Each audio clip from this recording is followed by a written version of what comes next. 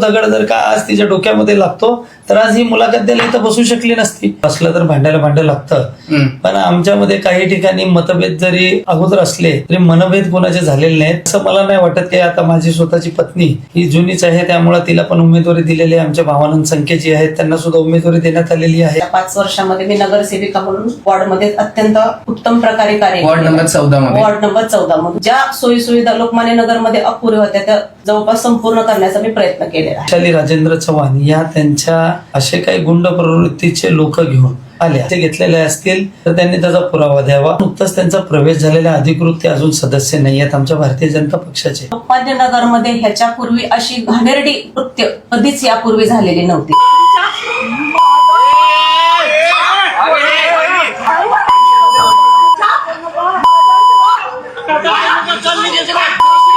इतका मोठा दगड घेऊन भिरकावला हा कुठेही मीडियामध्ये येत नाही. मी त्या महिलेला हात सुद्धा लावले नाही. ड्रंक करून त्या आल्या, त्यांनी माझ्यावरती हात उचलला, त्यांनी माझी कॉलर पकडची. निवडणूक झाली आणि ताबडतोब कोरोनाचा काळ आला.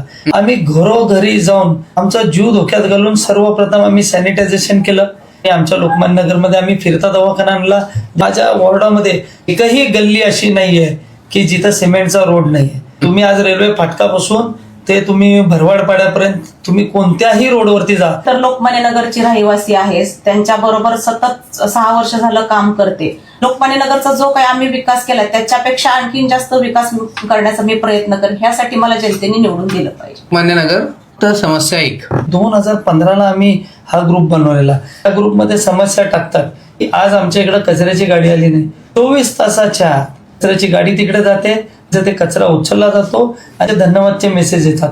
की जर का आज भारतीय जनता पार्टीची सत्ता येते तर कमीत कमी 500 ते 1000 कोटीचा निधी आपण महाराष्ट्र शासनाकडून आपल्या पालघरसाठी आज आम्ही जे निवडणुकीला सामोरे जातोय ते ह्या जनतेच्या समस्या सोडवण्यासाठी. सर्व सुसज्ज रस्ते, त्यानंतर भुयारी गटार ही पथदिवे आम्ही लावू, अतिक्रमण मुक्त करू. आम्ही व्यवस्थित मच्छी मार्केट एक व्यवस्थित बनवून देऊ. सर्व गोष्टी आम्ही जे सांगतो ते आम्ही सर्वच्या सर्व मार्गी लावू. ह्याच्या अगोदरचा जो व्हिडिओ व्हायरल होतोय त्याच्यामध्ये ह्याने मला लाट मारलीये, मी गाडीजवळ पडताना दिसतीये, मी पडल्यानंतर या लोकांनी माझी सलवार काढण्याचा प्रयत्न केलाय, माझे कपडे फाडलेत, हे मला मॅन हँडल करण्याचा प्रयत्न करतायत, हातीला हात लावून मला धक्का मारले. तो तुम्हाला हात लावलेला आहे, हा कोणी हात लावले? तुमची माणसं आहेत की त्यांची? माझी माणसं नाहीच आहेत, हे सगळी त्यांचीच माणसं आहेत, ते मारतायत. हे आता हा मोबाईल जो खाली येतोय तुम्हाला मारतायत? हा, मारतायत. या पातळीवरती स्त्रीला जाऊन कधी बोलावं लागतं, स्वतःच्या संरक्षणासाठी बोलावं लागतं. मला अक्षरशः माझे कपडे ओले झालेले होते, माझे कपडे फाडण्यात आलेले होते, सगळे होते. त्यावेळेस मग मला दाखवायला नाही लागणार की मी स्ट्रॉंग, येऊ नका माझ्याजवळ. ती गाडी आमच्याकडे ऍक्टिव्हा होती. उलट यांनी मला धमकी दिली आहे, ही बंदूक पोलीस स्टेशनमध्ये जमा आहे, नाहीतर इथेच आता तुम्हाला ठोकून मारलं असतं. हा गुंड प्रवृत्तीचा स्वतः आहे. सोलापूरवरती त्याच्यावरती किती केसेस जमा आहेत, किती गुन्हे दाखल आहेत, आणि तो सोलापूरवरनं पालघरमध्ये का आला सगळ्यांना माहिती आहे. गेल्या इलेक्शनच्या वेळेस पण त्याला अख्ख्या महाराष्ट्राची पोलीस शोधत होती, तेव्हा पण त्याने पैशांचे घोळ केलेले होते. तुम्ही मागचे न्यूज जाऊन बघा, तुम्हाला कळेल. मी अधिकृत उमेदवार नसले असते तर मी इच्छुक म्हणून माझा फॉर्म कसा भरला असता. इलेक्शनच्या वेळेस माझ्याकडनं 10 लाख रुपये सीटसाठी डिमांड केलेले होते. रात्री कोणत्याही स्त्रीला कशाला फोन करायचा? 2:08 कॉल केलेला आहे, 2:01 कॉल केलाय. हा मिस्ड कॉल आहे. मी त्यांना विचारले त्यावेळी, बघा, दारू पिऊन हा माझ्या बिल्डिंगच्या खाली 2 वाजता रात्री येतात, नाहीतर मग मी तुमचं तिकीट फिक्स करून देतो, फक्त या दोघांच्या कॅन्डिडेटला आपल्याला 5-5 लाख रुपये द्यावे लागतात.